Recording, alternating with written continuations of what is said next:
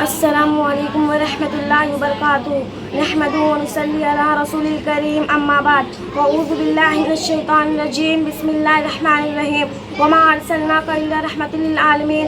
اللہ قرآن میں فرماتا ہے بے شک میں نے تم کو تمام جہانوں کے لیے رحمت بنا کر بھیجا ہے۔ معزز سامعات، رحمت آج میری تقریر کا موضوع ہے رحمت للعالمین۔ بنتا ہی نہیں تھا کوئی معیار دو عالم، بنتا ہی نہیں تھا کوئی معیار دو عالم، اس واسطے بھیجے گئے سرکار دو عالم۔ معزز سامعات، رحمت للعالمین یعنی کہ ہمارے پیارے نبی جنہیں آخری نبی بنا کر بھیجا گیا، حضرت آدم کی بزرگی سے لے کر حضرت نوح کی تبلیغ تک، حضرت داؤد کی قربانی سے لے کر حضرت یوسف حسن تک، تمام انبیاء کے کلامات، صفات اور معجزات ہمارے پیارے نبی کو اللہ نے عطا کیا۔ گویا آپ کی تعلیمات بروز قیامت تک انسان کے لیے فلاح اور انسان کے لیے نجات کا ذریعہ ہے۔ رحمت للعالمین نے عورتوں کو حقوق بتائے۔ جو عورتیں پیدا ہوتے ہی زندہ درگور کر دی جاتی تھی، آج وہ ماں، بہنیں، بیوی، بیٹی کی صورت میں قابل ذکر ہیں۔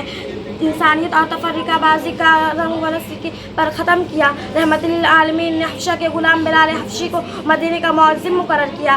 آپ سے پہلے انتہائی جہالت کا دور تھا، کہیں پانی پلانے پر جھگڑا، کہیں گھوڑے آگے دوڑانے پر جھگڑا۔ ہم اپنا معیار زمانے سے جدا رکھتے ہیں، ہم اپنا معیار زمانے سے جدا رکھتے ہیں، ہم تو اپنا محبوب بھی محبوب خدا رکھتے ہیں۔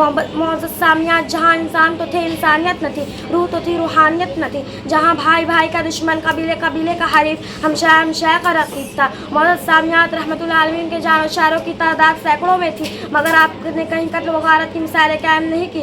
آپ کے دروازے پر ابو بکر آئے تو صدیق بن گئے، عمر آئے تو فاروق بن گئے، علی آئے تو اسد اللہ بن گئے، خالد آئے تو سیف اللہ بن گئے۔ آپ کے راستے میں کانٹے بچھائے گئے، مگر آپ جنت کے پھولوں کی بشارت دیتے رہے۔ آپ کے چہرے پر غلالت پھینکی گئی، مگر آپ دشمنوں کے حق میں دعا کرتے رہے۔